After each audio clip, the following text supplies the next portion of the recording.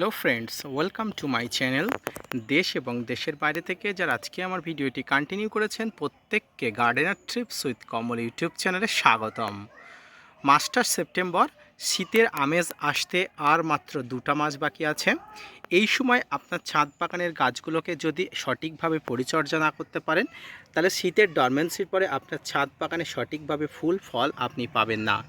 তাই সেপ্টেম্বর মাস থেকে শুরু করে আপনার ছাদ বাগানে সাইট্রাস প্রজাতির সমগ্র লেবু গাছের কিন্তু বিশেষ পরিচর্যা করতে হবে।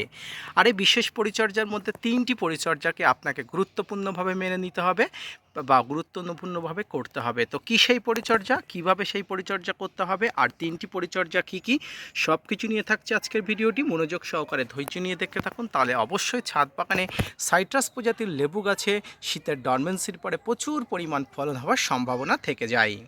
সেপ্টেম্বর মাস মানে শীতের পরশ আসতে আর বেশ কয়েকটা মাস বাকি।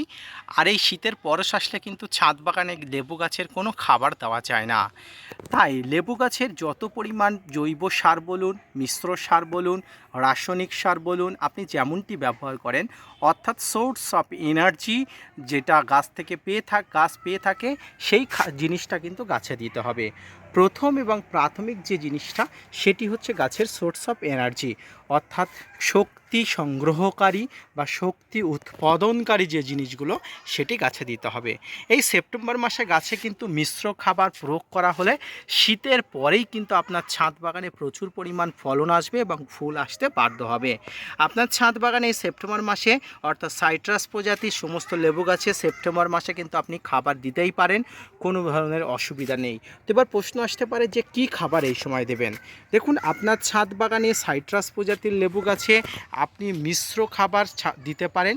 আর এই মিশ্র খাবারের মধ্যে আপনি যে খাবারটি দেবেন সেটি হচ্ছে নিমখোল, শিংকুচি, হাড় গুঁড়ো, ভার্মিকম্পোস্ট, এসওপি, বাদাম খোল, সর্ষের খোল, এই সমস্ত খাবারগুলো কিন্তু আপনাকে মিশ্রিত অবস্থায় রেখে অবশ্যই 10 থেকে 15 দিন পরে আপনার গাছে খাবার দিতে হবে। অর্থাৎ খাবার তৈরি করার প্রায় 15 থেকে 20 দিন পরে খাবারগুলো যখন একসঙ্গে ভালো করে মিশে যাবে, ঠিক সেই সময় কিন্তু খাবারগুলো দিতে হবে। সেপ্টেম্বর মাস পার হয়ে গেলে কিন্তু ছাদ বাগানে প্রচুর পরিমাণ শীত আসার সম্ভাবনা দেখা যায়। তারপর সেপ্টেম্বর, অক্টোবর, নভেম্বরের কাছাকাছি এসে গেলে গাছে প্রচুর পরিমাণ ডরমেন্সির একটা প্রভাব লেগে যায়। আর এই ডরমেন্সিতে গাছের যদি আপনি সঠিক পরিচর্যা করেন, তাহলে গাছ কিন্তু গ্রোথের দিকে মনোনিবেশ করবে। অর্থাৎ গাছ যে ডরমেন্সিতে যায়, সেই ডরমেন্সিতে আর যাবে না, গাছ কিন্তু শাখা পোশাখা বাড়িয়ে দেবে। সেক্ষেত্রে কিন্তু গাছের ফুল আসার সম্ভাবনা অনেক অংশে কমে যাবে। দ্বিতীয় যে বিষয়টি আপনার ছাদ বাগানে লক্ষ্য রাখতে হবে, সেটি হচ্ছে কীটনাশক এবং ফাঙ্গিসাইডের প্রয়োগবিধি। এই কীটনাশক এবং ফাঙ্গিসাইডের প্রয়োগবিধি কিন্তু ছাদ বাগানের গাছের জন্য অত্যন্ত গুরুত্বপূর্ণ, কার্যকরী, তাৎপর্যপূর্ণ। বর্ষা শেষ হয়ে গেছে এবং সেপ্টেম্বরে শুরু হয়ে গেছে। এই বর্ষা শেষ হওয়ার পরেই কিন্তু ছাদ বাগানের গ্রোথ একটু স্তিমিত হয়ে যায়। কারণ বর্ষার সময় ছাদ বাগানের গাছগুলো যেমন বৃষ্টির জল থেকে বিভিন্ন খাবার সংগ্রহ করে, পুষ্টি সংগ্রহ করে, শীতের শুরু থেকে গাছগুলো ছাদ বাগানের কিন্তু বৃদ্ধি স্তিমিত হয়ে যায়। কারণ শীতের একটা রুক্ষ আমেজ চলে আসে, সেই রুক্ষ আমেজে ছাদ বাগানের গাছগুলো কিন্তু বৃদ্ধি তেমনভাবে হয় না। যদিও মাটির গাছে এর ডিফারেন্টধর্মী হয়, মাটির গাছে কিন্তু বৃদ্ধি সারা বছর কম বেশি হয়, কিন্তু শীতের ডরমেন্সি পিরিয়ডের পর সময় কিন্তু ছাদ বাগানের গাছগুলোতে কোনোভাবেই আর বৃদ্ধি দেখা যায় না। তাই এই বৃদ্ধি যাতে গাছে হয়, তার জন্য আপনার ছাদ বাগানের গাছগুলোকে সুস্থ সবল রাখতে হবে এবং যতটুকু ছাদ বাগানের বৃদ্ধি আছে, সেই গাছগুলো যাতে কোনো ধরনের রোগাক্রান্ত না থাকে, কোনো ধরনের বাধাবিঘ্ন না থাকে, তার জন্য আপনাকে নিয়মিত ফাঙ্গিসাইড এবং কীটনাশক ব্যবহার করতে হবে। পাশাপাশি লেবু গাছের আরেকটি যে সমস্যা, সেটি হচ্ছে পাতা হলুদ হয়ে যাওয়ার একটা সমস্যা।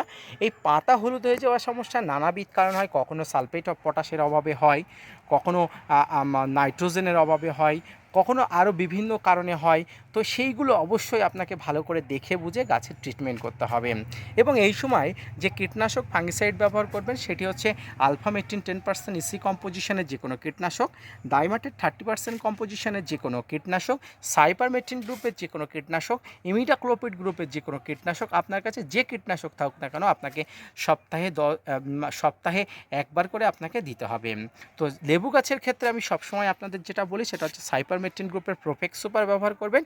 দুরন্ত ভালো কাজ পাবেন। কোনো ধরনের পাতা কোঁকড়ানো, পাতা কাঁচকানো, পাতা খাওয়া, লাল মাকড়, সাদা মাছি, কোনো ধরনের আক্রমণ কিন্তু গাছে থাকবে না। এর পাশাপাশি গাছে আপনারা যখন কীটনাশক দেবেন তখন ফাঙ্গিসাইডও আপনারা একসঙ্গে দিতে পারেন, তবে আমি আপনাকে বলবো হাতে কাজ না থাকলে, আপনি ফাঁকা থাকলে, ফ্রি থাকলে ফাঙ্গিসাইড এবং কীটনাশকের মধ্যে একটা 2-3 দিনের একটা ডিফার রেখে দেবেন।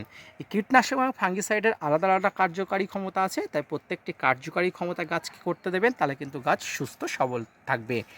3 নম্বর যে বিষয়টি আপনাকে দেখতে হবে সেটি হচ্ছে সর্বোপরি, অর্থাৎ গাছের A to Z পরিচর্যা। আপনি খাবার দিলেন, আপনি গাছে কীটনাশক ফাঙ্গিসাইড স্প্রে করলেন, তখন কিন্তু গাছ সুস্থ সবলভাবে হয়ে উঠবে। এই সামগ্রিক দিকটা, অর্থাৎ খাবার দেওয়া থেকে শুরু করে কীটনাশক ফাঙ্গিসাইডের যে বিষয়টা, পর্যায়ক্রমিক বিষয়টা আপনাকে কিন্তু ঠিক রাখতে হবে। এই সময় আপনি ছাদ বাগানে গাছগুলোকে যদি প্রুনিং করতে চান, আমি বলবো এই সময় না করাই ভালো।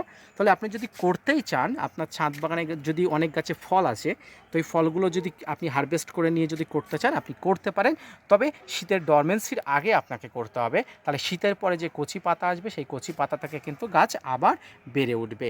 লেবু গাছ এমন একটি গাছ যে গাছে অল্প পরিচর্যা করলে কিন্তু প্রচুর পরিমাণ বৃদ্ধি হয়ে ওঠে। ছাদ বাগানে লেবু গাছের সামান্যতম পরিচর্যাতে কিন্তু প্রচুর পরিমাণ ফুল এবং ফলের সম্ভাবনা বেড়ে যায়।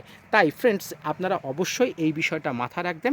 সেপ্টেম্বর, অক্টোবর, নভেম্বর এই 3টা মাস, পাশাপাশি ডিসেম্বর মাস কড়া ডরমেন্সি পিরিয়ডের একটা সময়। এই ডরমেন্সির সময় ছাদ বাগানের গাছগুলোকে প্রচুর পরিমাণ জলকষ্ট রাখতে হয়, যাতে গাছগুলো অস্তিত্বের সংকটে ভোগে। আর এই অস্তিত্বের সংকটে ভুগলেই কিন্তু গাছগুলো তো প্রচুর পরিমাণ ফুল আসার সম্ভাবনা বেড়ে যায়। তো ফ্রেন্ডস, এইভাবে আপনি আপনার ছাদ বাগানকে পরিচর্যা করবেন। পাশাপাশি আপনার যে বড় গাছগুলো আছে, অর্থাৎ ছাদ বাগানের যে বড় আপনার সাইট্রাস প্রজাতির গাছগুলো আছে, প্রত্যেকটি গাছে কিন্তু এই ধরনের পরিচর্যা আপনাকে করতে হবে। এই সময় আপনি অবশ্যই খাবারের বিষয়টা অবশ্যই দেখবেন, কারণ খাবার এই সময়টা দেওয়াটা কিন্তু অবশ্যই আবশ্যিক। আপনি জুন জুলাই মাসে খাবার দিয়েছিলেন, অবশ্যই যদি জুন মাসে খাবার দিয়ে থাকেন, সেপ্টেম্বর মাসে আপনি নির্দ্বিধায় আবার খাবার দিতে পারবেন। সেক্ষেত্রে আপনি আপনার ছাদ বাগানে মিশ্র খাবার ব্যবহার করতে পারেন, রাসায়নিক খাবার ব্যবহার করতে পারেন, তবে আমি বলবো ছাদ বাগানে সবসময় মিশ্র খাবার ব্যবহার করাই ভালো। তো ফ্রেন্ডস, আজকের ভিডিওটি মূলত সেপ্টেম্বর মাসে লেবু গাছের পরিচর্যা এবং লেবু গাছ বেড়ে ওঠার জন্য 3টা বিশেষ পরিচর্যা।